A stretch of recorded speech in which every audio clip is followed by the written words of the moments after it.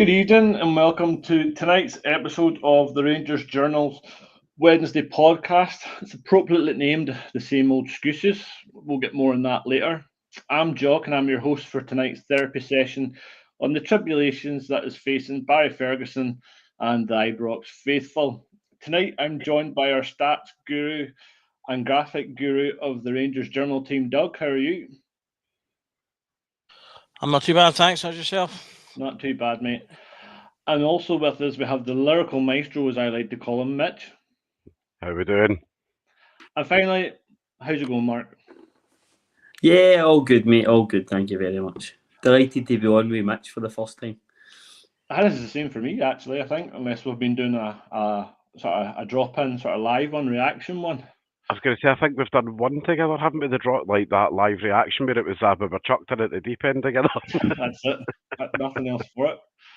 Right, I'll get straight into it then. Gents, we're now 5 successive home defeats on the trot. And just like a broken record, we get the usual BS from Tav, Butland, or in this case it was Barn. They got the short straw at the weekend. And personally, myself, I'm fed up with the same regurgitated crap one-liners that the players keep serving us up.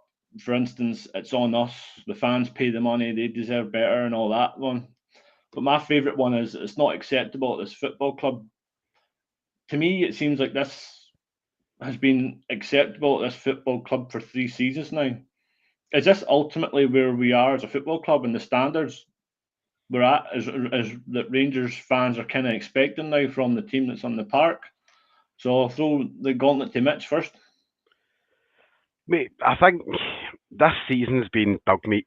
Like, it's the only way I can put it without using something that's going to get us censored or snipped. You know, I think in a long way, in a long story short, it's been, I've said this before, like on pods with Doug, we knew it was always going to be a season of evolution and change and getting players up to speed, getting the new transfer model in and everything else. But it was never meant to be a white knuckle season the way it has been. You know, five successive home games. That's been what, I can't remember that in my lifetime, certainly. And it shows you how far we've fallen, I think, as a club. And it's not, I don't even think the blame lies on Clement. I don't think it lies necessarily on Barry. I think it lies on 5-6 years of resting on our laurels on transfers and overpaying players that we've not sold when we're supposed to sell them, and with architects of our own making. Yeah, I think you're spot on there with the player trading aspect. We've not been able to refresh the squad as much as we would like. Mitch, or sorry, Doug, what are your thoughts on that? I mean, I think I'm slightly different from most. I have a certain level of sympathy for players put out on media duty because, players are coached on how to speak to the media, so they don't say something too scandalous. We obviously all remember Sterling when he had this moment where he just said, "Oh, we were shit," and as fans, we like that because that's what we're feeling, and it makes the players, makes them more relatable. Obviously, and he had a similar little thing on his Instagram. Again, fans loved that. I'll not cover that one specifically. But obviously, from the club's point of view, the club's a business. There are rules in terms of bringing the game into disrepute and things like that. So players kind of have to trot out these one-liners in a lot of ways. So I tend not to look too far into that because I'm just thinking, right, well, that's just kind of what they have to say. I do think it's more the manager that I think has a bit more leeway, because he's the one in charge. The buck stops with them, so they're the one that I think should be trying to speak a little bit more. Like Mitch said, we've been talking about building and growing and whether it's evolution or revolution. And the problem is that we've started for 3 years in a row, a brand new manager each year, and therefore the process starts again. And so we haven't gotten any further forward. And you could argue, in fact, that we've actually slipped slightly further back because some of the better players that we've had have had their peaks and gone. players like Goldson, Kent, Morelos, and Tav, who is obviously still there, but I think most of the degree is past his peak. So yeah, it's a difficult point, and I think fans have been getting to breaking point.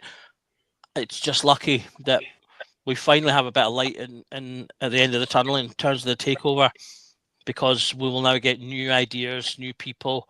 Obviously, it's been pretty much the same people in various guises for a while now, and I do think they have done well by the club in the sort of macro sense, but as time has gone on, they've kind of, I think, run out of ideas, run out of steam themselves, and ultimately just proven they don't really have what it takes to push the club back to where it needs to be. And so it's good that we're getting, obviously, as I say, new folk in who hopefully will be able to do that. Yep. Mark, I was going to throw the same question to you there, but I think I'll touch on what Ferguson said after the match. What did you think when he said that this isn't a Rangers team? What was your thoughts? I think ultimately, as fans, it's something that we all agree on. I think the line that you were talking about before, about the same people coming saying the same thing, as Doug touched on there, the problem is it's happening too many times a season for your liking, when we're used to, sort of a grown-up winning, sort of a, maybe not in the last sort of a X amount of years, but before that, and I think that's the thing. I think Virgin hit the nail on the head, and I think he won't be shy in doing that.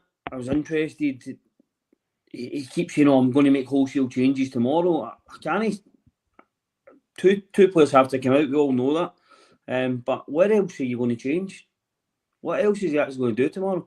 Unless you line up with McCausland, Bailey Rice, Finlay Cutlass, what else are you actually doing? I don't know. It'll be an interesting team tomorrow. No doubt we'll maybe touch on that a wee bit later, so I don't want to steal any thunder for later on in the show. But your point of, was it a Rangers team? Listen, it's no sophisticated tactics we need in Scotland against Hibs and teams like that. Motherwell's, Dundee's, you're running them all games. You need to want to run harder, tackle more, and do the dirty side more. No, just an expectance.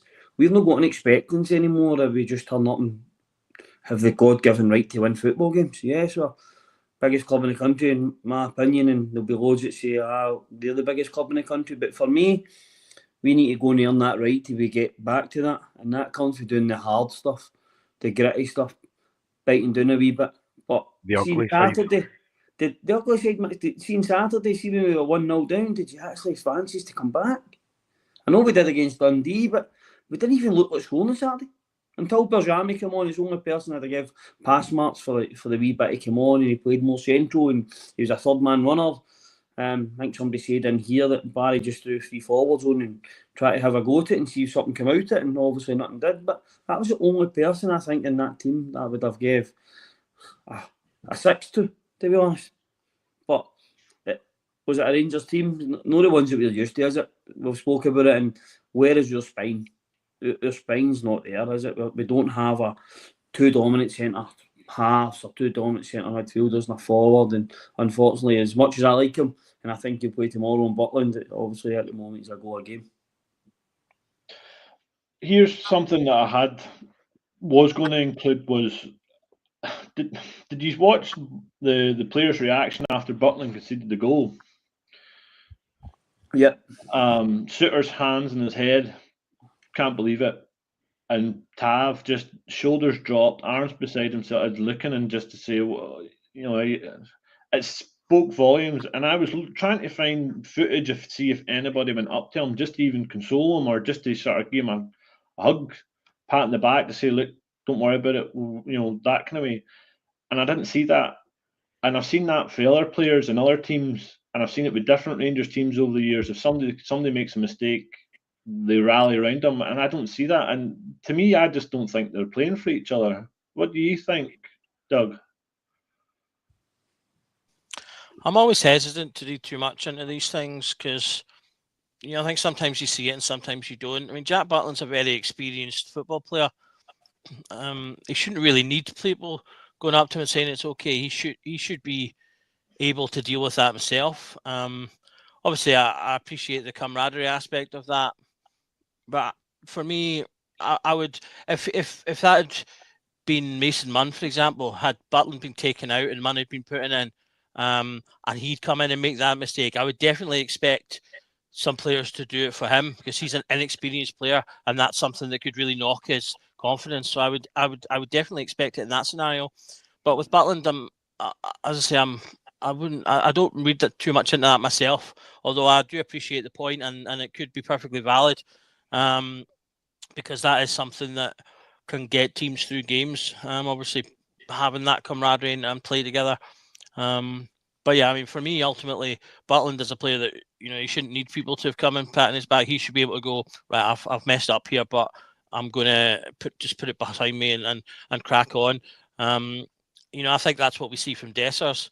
He misses obviously plenty of chances over the last 2 games. Yeah, full dog. I can't remember what it was. He's missed something like 20 odd chances, but you don't see Dessers' head go down ever. It's one of his best attributes. Is that he's got that thing that good strikers should have, in that he can miss 100 chances, but then when he gets that one in the 92nd minute, as it was for Dundee, he's still up there, he's still going for it, and he's still got the wherewithal to score. Obviously, we want him to score more frequently, but in terms of the mentality aspect, he's got that ability to just say, right, it doesn't matter if I've missed 100, I'm still going to go, I'm still going to be running, I'm still going to be putting the effort in, and I would expect any of our senior players to be similar. I think as much as he gets the criticism for it, I do think Tav's similar to that. When things go wrong, he still is always moving forward. He's someone that always tries more difficult passes. He doesn't always play it safe, and that's why he gets criticism for losing the ball sometimes, and when he tries to make those passes. But it's a sign, I think, of a player that does have the attitude that, like, it doesn't matter what's going on, we still have to push forward, and that's something we need more of within the team as a whole. And I do think that has waned slightly in recent times amongst most of the players. Dessers is the one exception I would probably give, because, as I say, he always looks up for the game and is always really positive. But I would say, with people like even Tavernier, I do feel like it's waned a little bit. Mitch, do you share that, or you got a different opinion? I've got a couple of opinions, some of which might not go down very well, but I think we've got a couple of issues within the team. We've got half the squad look like they've checked out, like they're on holiday camp at the moment already. Like they already look like they're off to pre-season just now in their pre-season jollies. Which, and the one tidbit that I can't hear Barry say again is character. Genuinely, that was fine and dandy in the first couple of weeks when he walked in. If I hear the word character again, I'm going to crack Barry myself. Because at this moment in time, the team do not have character. The team are currently showing they lack character, and it's not so much having to do fight back wins and things like that. It's the fact we're getting into the mess in the first place. To have to do what we did against Kelly, do what we did against Dundee, chuck it like we did against St Mirren, like we did against Motherwell. We can't keep getting ourselves into the same mess and keep expecting the same results off the back of it, which I think puts an unfair spotlight on players like Dessers up top, who everybody goes, well, because we've lost, it must be because our striker's not scoring, or it must be because our keeper's had a howler. Albeit the first goal on Sunday, like there's no two ways about it. Like, let's be honest, Jack had an absolute howler there. Like, there's no two ways about it. Is he having perfect form at the moment? No. But equally, at the same token, he's also an experienced keeper. Like, he's going to have off games, he's going to have dry patches, he's going to have iffy periods. If you want his, I think the problem reeks. Gordon, I'll speak to you later on, son. But I think the problem that we've got just now is, as a team, the players seem to get up for the games that they need to get up for, but they can't sort themselves out for the bread and butter games. The Hibs games, the Dundee games. Go and put it away inside an hour. Let the kids go and have half an hour at the end of it and get proper in-game experience. rather than what we're seeing just now hasn't been anything revolutionary under Barry. We're seeing a lot of what we've seen under Clement under Barry, even formationally. Yeah. It's just played, for me, it's Clement ball, but with more speed behind the ball. That's literally all we're seeing, of go forward more as opposed to passing side to side more. But fundamentally, we're still seeing the same thing. So either Barry's devoid of ideas and so the coaching team, which I doubt, or it's that there's a questionable element of the intelligence of the players at that point. Like, and it has to be, the question has to be out there of, are we saying that the players are too thick, or are we saying that the players have checked out so refuse to learn something different? I think that opens up that question that way.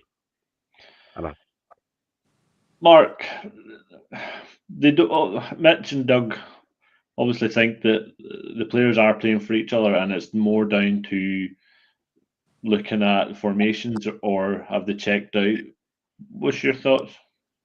I don't think. I know Mitch and maybe no one like this part here, but they did show some character in the games, and I know Barry keeps going on about that. But I think that's, if we look at it over the years, that's what he's meaning with no Rangers team.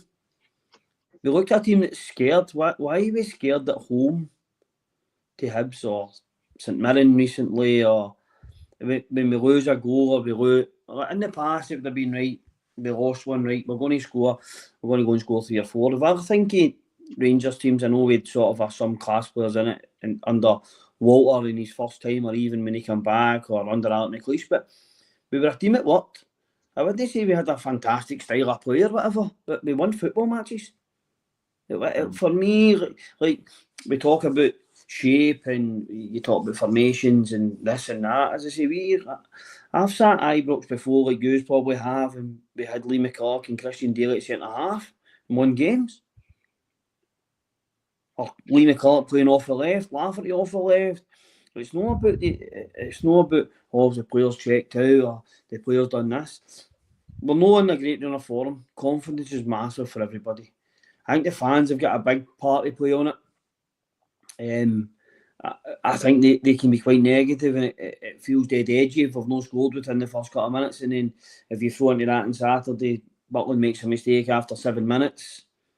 We were quiet. I didn't hear the fans. I asked myself included in that. I'm not meaning no everybody, but where is everybody else? You know what I mean? There's no that whole belief that we should be having. You know what I mean? It was Hibs. You know what I mean? It was Hibs at home. That's what I don't get. Go ahead, Mitch. Is it that fans were quiet, or is it that you think fans have just grown to expect it this season? We've seen us bottle it too many times. And we're kind of sick of having to be the 12th man. You can say that, Mitch, but from that, there's a quote in there, I can't remember the whole words yet, but you play for the badge on the front, and it's that team you support. Listen, we all woke up on Sunday morning beat, and my date as Rangers fans done it, and then it gets to Monday night and you're going, it's Bilbao, it's going to be a tough game, but I think we can get a result, or we might, if we keep it tight, you can get a draw, and that's the way we are. Look, you want to win, as I say, you want to win, but the fans, it must be hard. There's certain players in there that, like Tav, we'll use Tav. I know Doug spoke about Tav, and he doesn't ever seem to hide, and he's never unfit. It's no Tav's fault if he's there a year or 18 months too long. That's no Tav's fault. But regardless, I know people on our Rangers fans or whatever that will blame. Tav always gets the blame, or Dessers always gets the blame, or Danilo gets the blame, or we don't score enough goals. Many chances are we creating? Where are the other goals coming from? I think it's quite easy to pick on one player, or Butlin made a mistake, Dessers missed chances. Raskin come back from Belgium, he's been horrific. When do we point the fingers at other people? I was on a pod on Monday night and it was, Danilo's no good enough, and Raskin's been poor the last 2 games. I don't think Barron's been great. I think we can pick anybody at any time. Unfortunately, right now we're having getting into games and you get 5, 6, maybe 7 players off their game. Doesn't matter who you're playing, you're not going to win games like that. We need to, as you say, rally around and it's the hot and go and potato support of them. bad form. Yeah. But where there's no expectation on you on Thursday night, it all seems to go out the window. and you go and play with a wee bit more freedom. Do you think that's it? Do you think that's because there's no expectation now in the league because the league's basically obviously done? And like you say, as Barry says, it's easy to get up for the big games, but there's no pressure in Europe because players have said that. If I remember going through a purple patch and or a rough patch, sorry, I think it was Kent come out and said, was that the second Braga season where we were playing dire and Kent scored in Braga and we ended up winning. We went through, but we were honking. But we still managed to do something in Europe. Is this just going to be a case of rinse and repeat with this season? Ideally, fingers crossed tomorrow we turn up and they turn up because they're going to have a full house that's going to back them.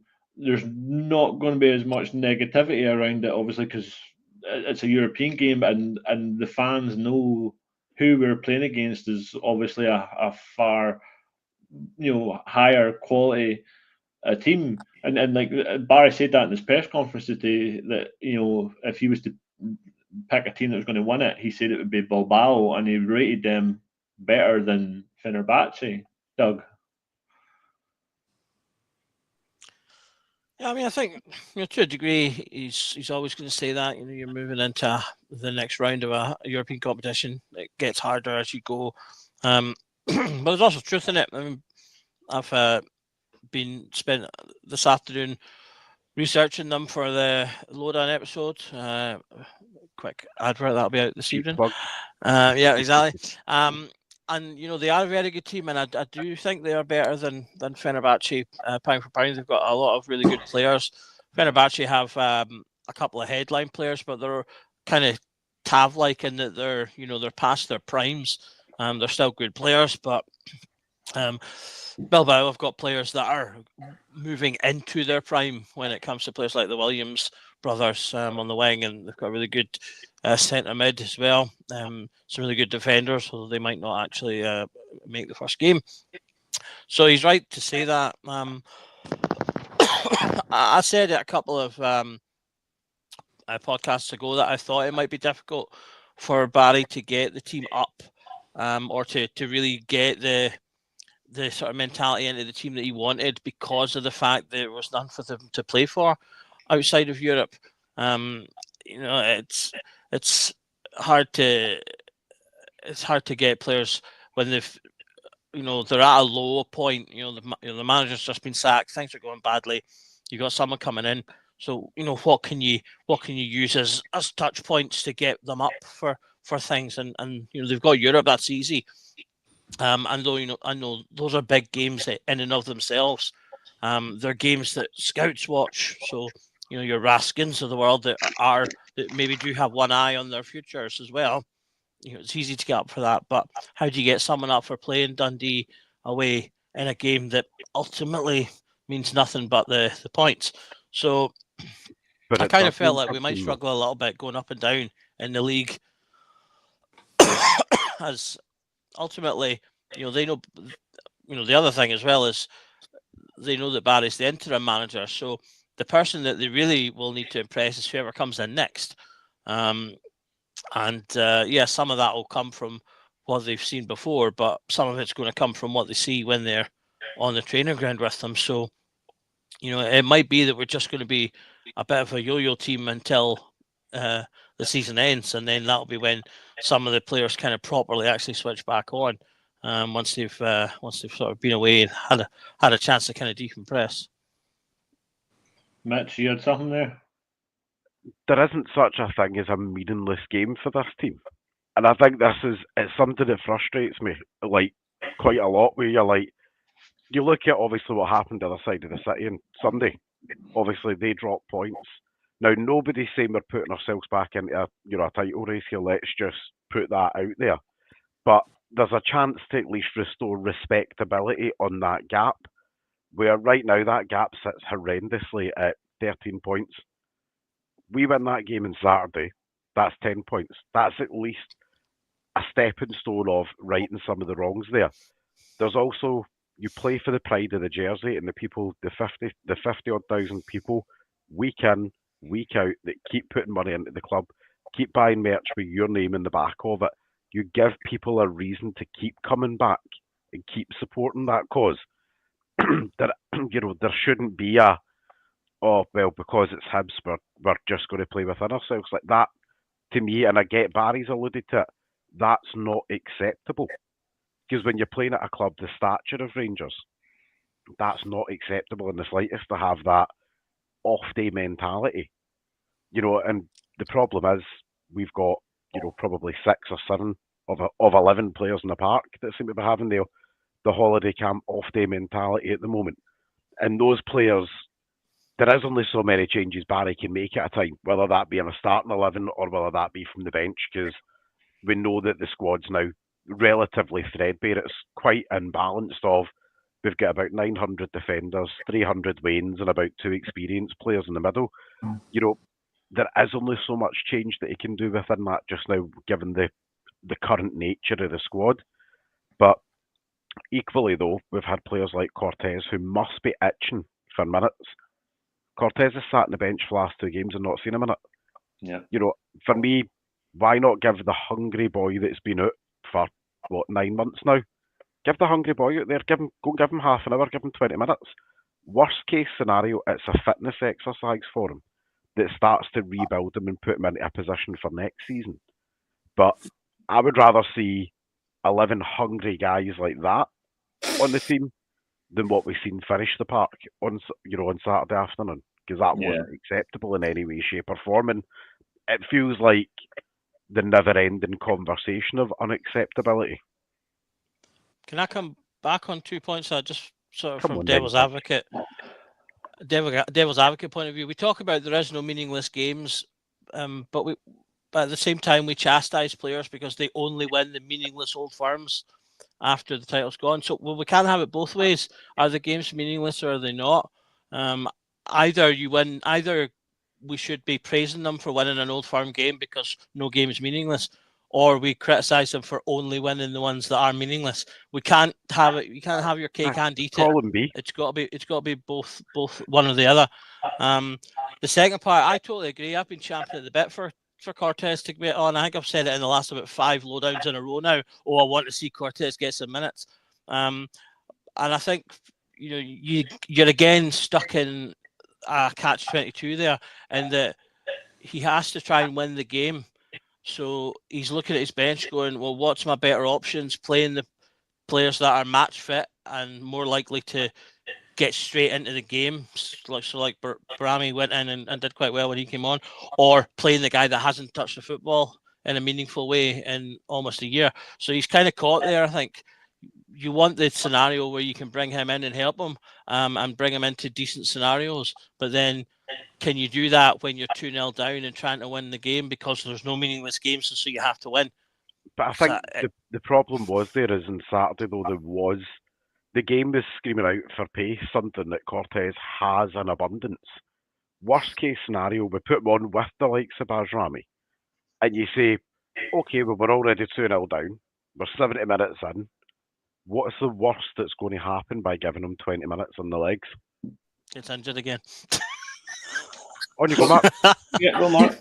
See in that though, Mitch, I tend to disagree. I thought Hibs camped across their box, and you see with Martin Boyle's goal, there's no space in behind where Cortez would be more effective tomorrow night, which you can't play in because he's not in the squad, where I think you're going to attack and you get space to run in behind.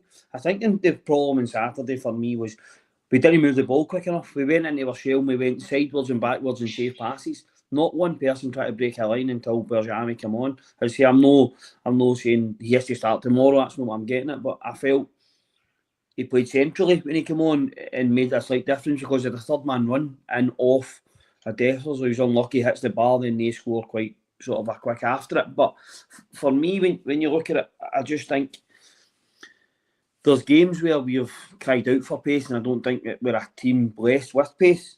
But I don't think on Saturday when they scored the goal and had something to defend, they were happy to defend their 18-yard box. I don't think there was great space in behind. I get that we're wanting pace, but I think you were more looking for me anyway. I was looking for your width at that point to come for Jeff to go round outside or Targan round outside because you're 2 wingers at that point, whereas it was when it started early doors in the game, it would have been sort of Igamani and Cherney with your two wide men, because you sort of went back to a Clermont formation. You went back to 4-2-3-1, basically. With Danilo in the 10, so, but you'd no natural width. Igamani, I don't know where he plays. Where does he play? For me, he should be playing up top, like Yeah, leading the line. possibly. Yeah, it could be, and then it's the back. People say that, but and we go back to Dessers misses the chances. Would he be in the position to score the chances, or does he? When he plays as a single, I think he ends up a bit wide. For my opinion, I think Igamani. I think him and Danilo at a wee point in the season had a good link up for a couple of weeks, and Dessers wasn't getting a game, and I don't know if I'd like to see that again. The two of them sort of worked quite well. He tried something different. I'm not saying that's what we should do, but look, hindsight's wonderful, isn't it? It's like the John Suter scenario. Should we have played John Suter because he can't play on Thursday? Should you have played Proper or Bargain, who's going to play? If one of them get injured because you lose the game, everybody's going, well, why did you play Bargain knowing only two fit centre-halves and one was suspended? It's because you don't win the game, everything gets micromanaged and overanalyzed, and we should do this and we should do that. And I think that's sometimes because we're not getting a consistent run of games. If you go and win 2, 3, 4 games in a row, the wee boys that are the players that are having a wee bad spell, other players are lifting them through it, and their mistakes are highlighted because everything's not going rosy and well. Every mistake that we make right now seems to be a goal against us, unfortunately. I think that's right. Jock's going to be playing tomorrow. The only one young enough and fit enough, Jock. I try. Right. Regardless of how the European games go, we all know that now the priorities for next season, particularly for the 49ers when this is finalised and done, is going to be recruitment. Doug's created a slide here, which I'll put up on the screen now for you. Obviously, the players in colour, players that are currently in the squad, and then the players that are greyed out are players that are looking less likely to be here. I think is what Doug's alluding to here. Mark, I'll come to you first. We'll go with goalkeepers. What's your thoughts on the current crop? I think I've talked about this earlier on. I think at the start of the season when Rangers signed Liam Kelly, they thought Butland was a sellable asset and was going to go, and that's why Kelly was done so early. However, that didn't materialise. I don't think Kelly came from 2 player of the years in a row at Motherwell and in the Scotland squad to become a number 2. I think he thought that was coming, and then when that didn't materialise, Kelly then Rangers obviously went with Butland as a number 1. I think if it wasn't a new takeover and somebody coming in, I think Butland would potentially be one of our sellable assets. I think it's a very strange one. Is Kelly good enough to play in Scotland week in, week out? Possibly. And that's our bread and butter. I like Butland, I do. I like the both of them. He's having a sticky time, and if a goalkeeper makes a mistake, 9 times out of 10 it's a goal, isn't it? Unfortunately, that's the big sort of a conundrum with a goalkeeper. But I think Butland will play tomorrow. I think if Butland's here next year, he's still our number 1. If that's your 3 goalkeepers for next season, I think that would be the way it would go, and Butland would still be 1. I think if you can sell him as a player trading model at 31, 32 and bring somebody in, then that could also work. But the big thing for me with 49ers is, when is it going to happen? How quickly does a manager get appointed? Then when do you come back for pre-season? Do you have 3-4 games, you're looking at these boys in training, and then you're back to square one again, and it's that European qualifiers around. Obviously, we won't have the debacle we had this year at Hampden, but where does it then go? Who's making these decisions now? Because we can see now what we need in the squad. So is it going to be Colton that's going to stay and do that, or is it going to be the 49ers are going to come in with capes on and pants here, their trousers like Superman, and everybody goes and it's a fresh start? We don't Maybe quite there's know. an image. But Like Andrew Kavanagh.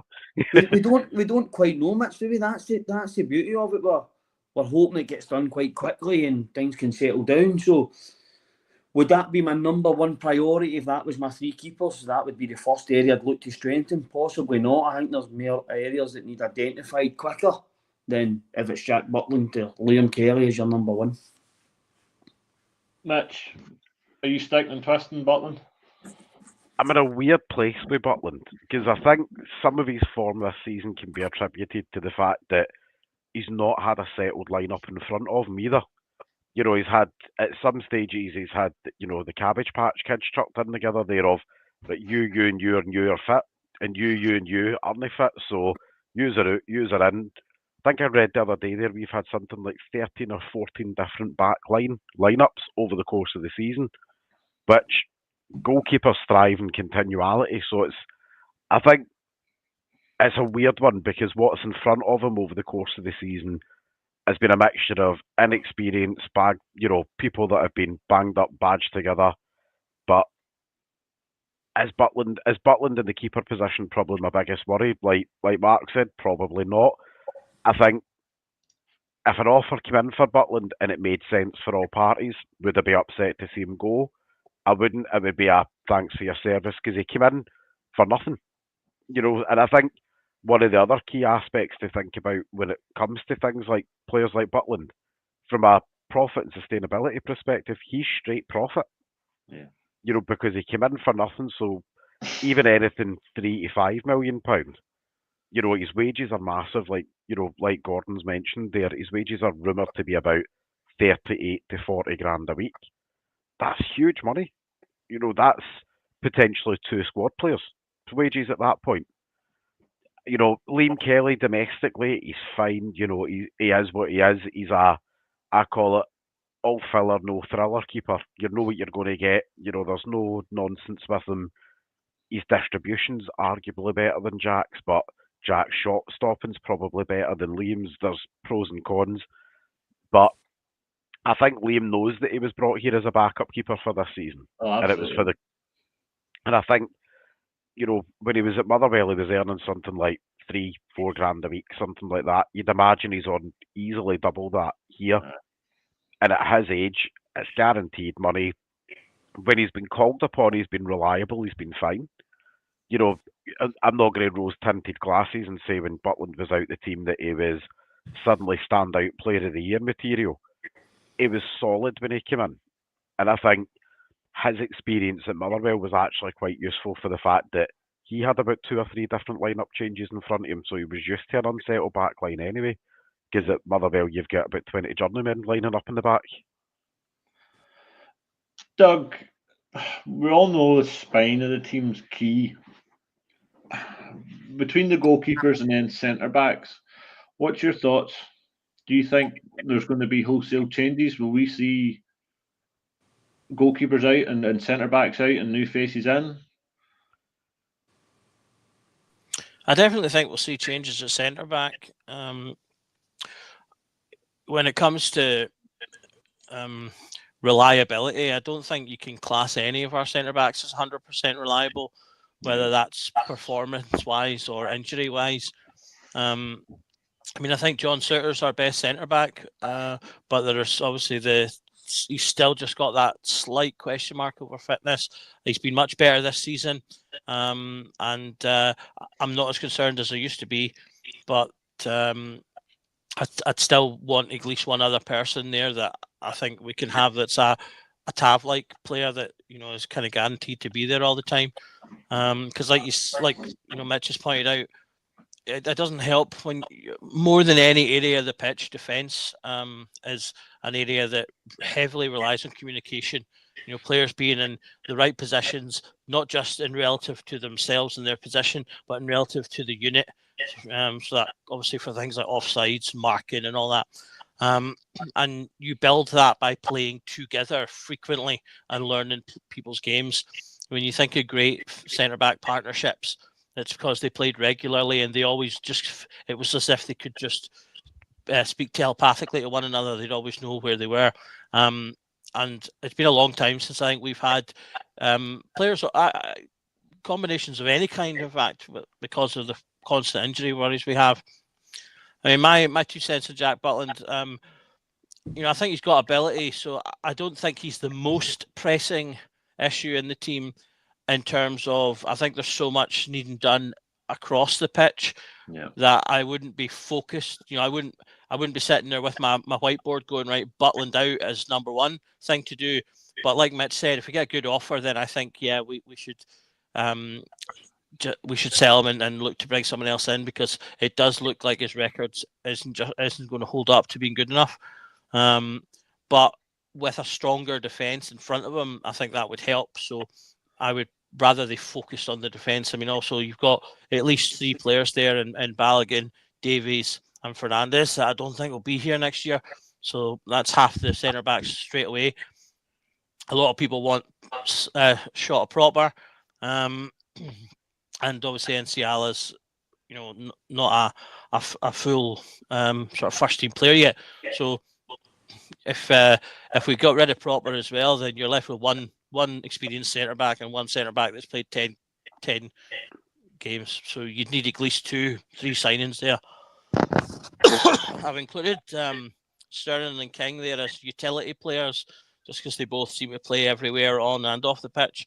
So they can obviously provide a little bit of cover, but you need players that are obviously specialists in their area. So I think the centre back is definitely an area that we need some investment in, and I would, as I say, hope that they would focus on that before they focus on Jack Butland when looking at sort of the defence.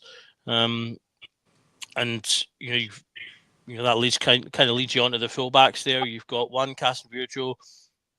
Don't know what's happening with him. We've got the option to take him on. Whether they'll choose to do that given his injury, we don't know. Again, you've then got 2 young players in there that have really not seen light of day. And then when it comes to your first choice players, you've got one player that a lot of the is immensely experienced, captain of the team, but a large amount of the fan base are sick of now, due to him being connected to obviously a period of failure. And then we've got 2 left backs, one who is, I think, good but never fit enough, and one who's still developing. So you've area to improve in there as well. I know people will probably shout at me for it, but I don't think I still don't actually think replacing Tavernier is the ultimate. Is in the kind of top 5 of things that we need doing either. Because while he's not as good as he used to be, and that much is true, but even at half his best, I still think he's arguably the best fullback in the league. And he still contributes in terms of assists. He still chips in with a handful of goals. He doesn't put in as many. He's not putting as many goals this year, but from a fullback, 5 goals is still a decent return. When you consider it under kind of normal circumstances, excluding like TAV levels. So I actually still wouldn't we do need new blood in there, but I still wouldn't be putting that as a number 1 thing either, considering, again, the amount of work that needs done, not just in defence, but then when we get on to the other areas, I'm sure we'll get to. Yeah.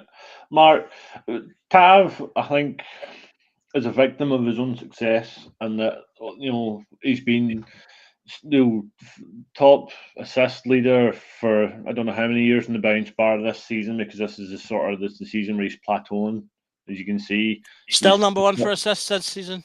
Well, there you go. He's still number 1 for assists this season. But he's his goal contribution as well over the years has been phenomenal. Do you think that current crop midfielders and attacking midfielders that we have in that list there, do you think they should be making up for Tav in the aggregate? Did you ever watch that film Moneyball, where they talk about making up a player's stats and statistics in the aggregate by more players contribute? Do you think what we have there should be contributing more? I think obviously we're looking at the centre mids in that, and if you look at the high centre mids in that, right, you've got Diomande, Berjami, and then you've got the 4 at the end that's going to leave, sort of Cifuentes, Dow, Lawrence and Hadji, all want to play as a number 10. But how many of them have actually played that position? How many players have we got on that screen at the moment actually playing their proper positions when we play? And I think that's where the issue comes. We only look at, you've got two centre mids, maybe Bailey Rice pushing to get in there, depending on what way we play. As Doug has put, sometimes Sterling's played in there beside them. We seem to have sometimes Tierney's played in there, Danilo's played the 10, Gamani's played the 10. I think we have so many players in my squad that we don't really know where their best position is. I think that's fundamental one of the issues. Suter, as you say, possibly our best centre back. Possibly. I like Sterling in there. Arguably, Tav's played his best games in there. He's played as a 3, as part of a 3 this year. I think he was a 2 against Kilmarnock when Barry made the change and done very well there. But arguably he's been better from there. So I don't know. I can see Tav playing in the part of the back 3 tomorrow. I think Tav will play in the back 3 tomorrow. I don't think there'll be the wholesale changes he says. I think, but is Diomande, Berjami, £4 million coming from Italy? Is his figures high enough? Why are we relying on a right back? Is he a victim of his own success, and that's why? Right, well, he's not getting it now. He's not getting the assists and he's not getting the goals. So, he's finished and he's not good enough. Is that just what we've came to? As a right back scoring 15 goals, you'll think that's acceptable. He was out scoring our attacking midfielders and wingers and arguably some of our forwards at times. I know some were penalties, but he still has to go and take them and score. Yeah. Mitch, your thoughts on that crop in midfield there? The ones that are obviously greyed out, do you agree with Doug? Do you think those will be the ones that will go? Do you know, I think when you look at our midfield, especially when you look at the attacking midfielders, there's not a lot of variety in there. Yeah. And I think that's one of the biggest things that's crippled the squad over not just this season, but the last couple of seasons, where there's a quote that, and I understand it's a different sport, but Eddie Jones used to use it when he spoke about his substitutes in rugby. He called them finishers in the game, where no matter how a game was going, whether you were winning, losing, drawn, these players were brought on to make an impact and do a job that were equally as important as the starting 11, as the starting 15 in the pitch. When you look at our bench when everybody's fitting well, it is a little bit of a take this piece of the jigsaw out and then we're putting a replica piece in. It's not like you can say, right, Dio's having a bad day today, so I'm going to put in Giannis because Giannis has got, the pace of a cheetah and he's got 2 skillful feet and he can play 2-footed. So it gives me options across that middle. It's very samey when you look at our team, and I think that is one of the problems about that overall balance of the team. The only player I think in the grey area, and I'm probably going to take pelters for this, I would maybe consider giving a new contract to, would maybe be Tom Lawrence as an impact player off the bench. It can't be in the same money that he's on right now, because financially that's not doable. But I think Tom Lawrence, the last couple of appearances, has shown that he actually does bring that bit of calmness, bit of experience, and he brings that little bit of composure to things. You look at the impact he had when he came on against Dundee, you look at even the game prior to that, and you look at what he did in the Old Firm when he came on as well. He's got that. He's that player that you're not going to get 90 minutes out of him for 3 games a week every week, because he's not got that anymore. But he's that guy that when you've played Bilbao on Thursday and you've got County away on Sunday, Tom Lawrence is the guy that I can say, do you know what? I can trust you. I can trust you in the Sunday game, no bother, and I can trust half an hour out of you in the Thursday night. That's all I need from you. But I think when you look at our defence as well, all the signs point that Robin Proper's heading back to Holland. So I think defence, as Doug touched on and Mark touched on, equally probably looking at 2 to 3 signings at the back. I do think one of Yefty or Ridvan need to go.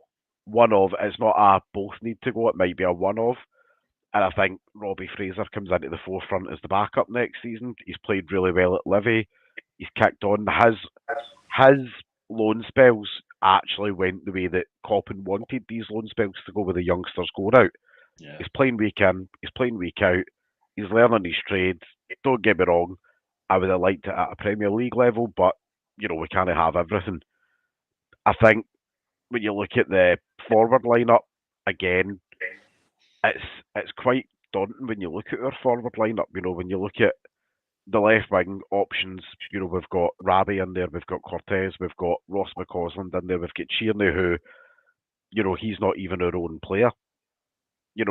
So wingers, we're looking at probably at least two, because I think McCausland probably benefits next year from going out on loan, because this season I think he's kind of stalled a wee bit.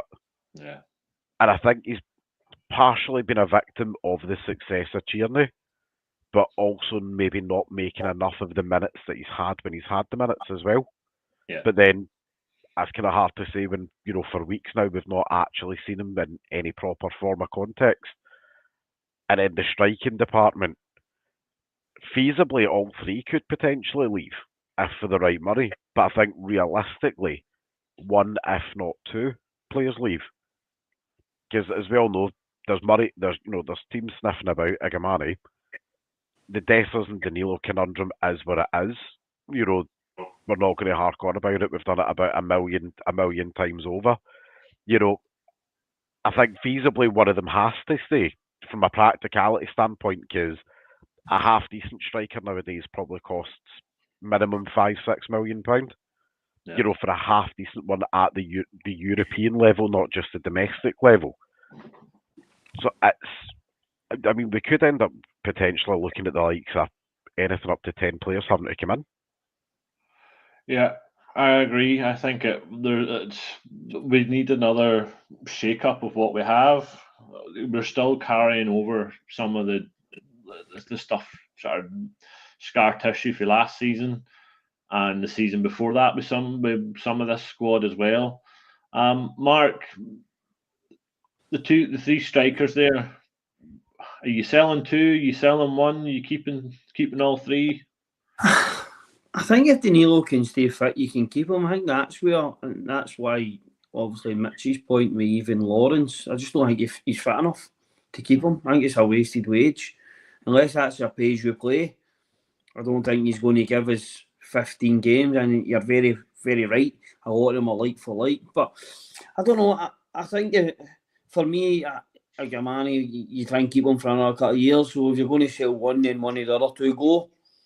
But I think it's important, and Barry's talked about it, depending who comes in, is somebody going to come in and, right, we're going to play this certain way, and you need another two forwards, or that's what you're still, if you sort of even had an inkling at the moment, right, well, this manager's coming and he likes, hypothetically, let's go back to old school where everybody ran in straight lines and you played 4-4-2. But big man, wee man up top. Aye, you know what I mean? Sign Crouch and get the fullback, So, but two up front or whatever you're going to do. If you're going to go with two up front, then you need another forward. If you're going to sell one or two of them, then you're bringing in three. Because if you're going with two up front, ideally you're wanting two for every position. So you're wanting four forwards to be in a sort of a 23-man pool with three goalkeepers. So I think that's what it is. If you look at that, I think it's crazy the amount of players that we have. When you look at that, I think it's mad. I never was worth noting though, like 4 or 5 of them aren't they playing for us just now? Yeah. Well, you've got Leon King's out on loan as well, isn't he, at Queen's Park, which has not went very well. They sort of be in 3-4 in that division. Casemiro's injured. I don't know where the boy Devine is. I don't know if he went on loan or wherever he went. We know Fraser. Probably in the moon at this point, mate. Yeah, that's what I'm saying. There's a lot of the players there, isn't there, that's contributed very little to numbers or what we're expected from them. But I think that's the thing, Jock, for me. The big thing for me is who comes in, do they want to come in and play? See, let's say for facts, right? We spoke about Robin proper. So he looks as though he's going to go back. Sterling, who I like, but can't seem to stay fit. See, you're a man that's coming in and wants to play 3 centre halves. You're signing 4 because you've only got 2. Yeah. You're wanting another 4 centre half. So I think there's so much uncertainty with Rangers at the moment, and that's what my big worry is going into the summer. I think we can all see we've still got some good players in there, and they've shown that in moments are times through the season, maybe not consistency, which we want to get. But it's a strange one for me, honestly. It is really, really strange. But we need the takeover done, and then you need your manager in as quick as we can to then see what his ideas are, where. Or is it still going to be Niles Coppin? It's going to be delivering the players. Is he delivered as anything spectacular so far in his new role? That's the thing, isn't it? He got a wee promotion when Clement got a new deal. He got a new wee change of role. So as I say, are Rory's going to be in? Who's actually looking at the? I know we're talking about like there's no meaningless games and what's happening around the corner, but arguably there's probably an argument to sell every single one of them, isn't there? To be honest. Yeah, I think you could be right. Doug, we're getting close to the end here. What's your thoughts just then on the strikers? I understand that obviously we're still in limbo, and this is obviously going to rumble on until takeover is complete, and then a new manager's announced, and then like as Mark says, is Coppin still going to be the guy? My question is, has Coppin brought in the right players with the right attributes to be successful in this league, and it's just been the poor management that's cost us, do you think? As with all things, it's complicated. I think there's a combination of everything. I do think, Clement was too stubborn in terms of he wouldn't make changes from game to game and didn't learn from his mistakes. We saw that when Ferguson came in. He immediately made a change of formation. He made big changes in the middle of games, changed formations and things like that. And you could see those things having effects, whether positive and negative, within the matches themselves. You saw that with Giovanni in European games as well. He would make changes to the team, and you would see an effect occur on the pitch, and that's good management. And I don't think we saw enough of that from Clement. I do think that the majority of the players we have are good players. I don't think we're getting the most out of a lot of them right now. I think we have seen an improvement, for example, in Diomande since Barry's come in. He's been played a little bit more further forward. He looks like he's got a little bit more scope to play, and I think we've seen a little bit better of him. He's still been up and down, but then all of the players have been. So I do think if you get the right person in, then they'll get more out of a few of these players. So I wouldn't say. I know a lot of people are very critical of Coppin and think he's been rubbish. I think he's kind of in the middle. I think he signed us players that do have the potential, and at worst, where I think he's improved slightly on what we had before was I think the majority of the players that he's brought in, even if they're not successful with us, will be able to recoup reasonably with them because they've got potential and because they're decent enough that other clubs will see value in them. So I think there's benefit there. So I mean, Cifuentes is a good example of that. I think he's not done the business for us in the slightest, but he's gone off and done well, and I think we're easily going to get our money back for him, if not make a small profit. And at the very least, that's what you want. If a player comes in and doesn't work out, for every 10 players you sign, probably 4 of them aren't going to work minimum, and you're going to have to move them on. So the key is that they're still good enough that you can move them on and recoup your money as best possible, or maybe even make a profit if you have signed them from smaller regions and then they've come in and played in Europe and added to their CV. They don't. Sometimes I think people forget that football is football has teams of all sizes and shapes all around the world that will view players differently. And there's thousands and hundreds of thousands of clubs in Europe that are smaller than we are that will look at a player that we have that we maybe spent $1 million on that they will spend $1.5 million on, because for them it will be a key player, whereas for us they were a fringe player. So that's something I think Coppin's done well. He's brought in players at low value. When you look at obviously players like Jeff Day, he's come in for low value, and so you've got that turnover. So I think we're not in a terrible position, but some of the old issues have continued, and that we've still had injury problems. That's still been a noose around our neck. That's why, for me, I wouldn't be retaining someone like Lawrence, because while I agree with everything that Mitch said about Lawrence as a player, he's just not fit enough frequently enough. But we won't even get 1 in 3 games out of him, because if he gets that injury, that's him out for months, and then you're stuck. So while I do think Lawrence is a good footballer, and as a fit player, I would consider keeping him, but I wouldn't because of the injuries, because we just can't afford that anymore. So if we can improve on that, and I do think we need to be a little bit more daring with some of the younger players that we brought in, because if you look at the history of what we've done with our young players recently, in terms of Leon Kine, Ross McCausland, and Enciala, we've thrown them in at the worst possible circumstances because we've been desperate and we've had nothing else, and all of them, I think, have done well to various degrees. King had a real struggle of it because he was thrown into Champions League playing like he's up against Mo Salah as an 18-year-old kid who's done basically nothing in his career. I don't think we can be too harsh on him that some of those games went awry. I still think he, in and of himself, did reasonably well.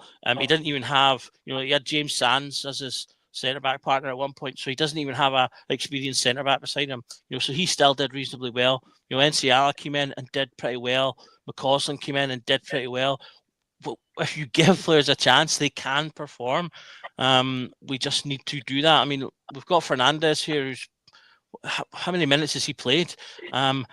Despite the fact we have had defensive struggles, and it's like, well, why are we not giving someone like that a chance? Why did he come in the first place? That's the one player I would be critical potentially of, because he's come in and we've seemingly not even given him. Well, maybe he's come in and he's rubbish, and that's why he's not playing. But I do think we need to be a bit more daring like that, because Jeffrey came in as a young player and has been reasonably well. Eggerman's come in as a young player and done reasonably well. So I want us to continue that philosophy, while also hopefully, now that we have the takeover coming in and a little bit more money to potentially spend, we can add what I think has been really missing this season and last season, since we lost a lot of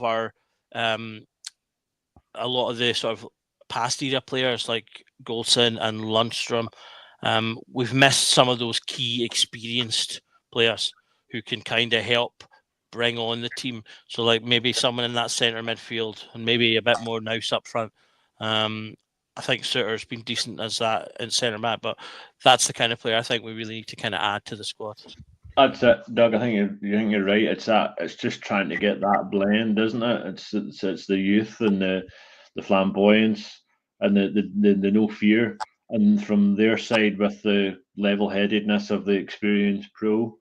We'll wrap up, folks. But before we finish, I just want to give a big shout out to our sponsor of the pod, which is Off to the Match I Go.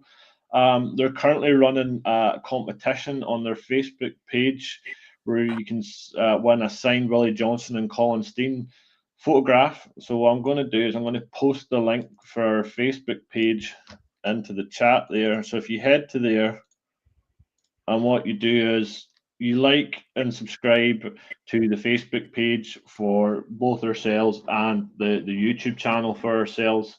Take a picture of that subscription and just post it into the Facebook page there that has running a competition.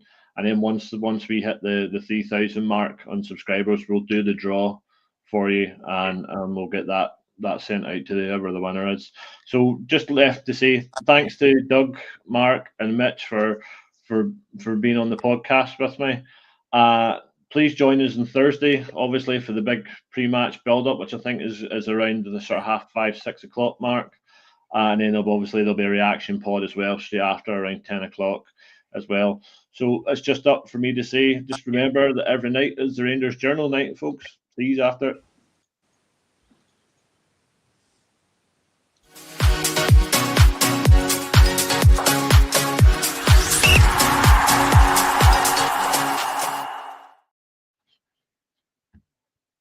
Boy, I am That was all right. sweating after that.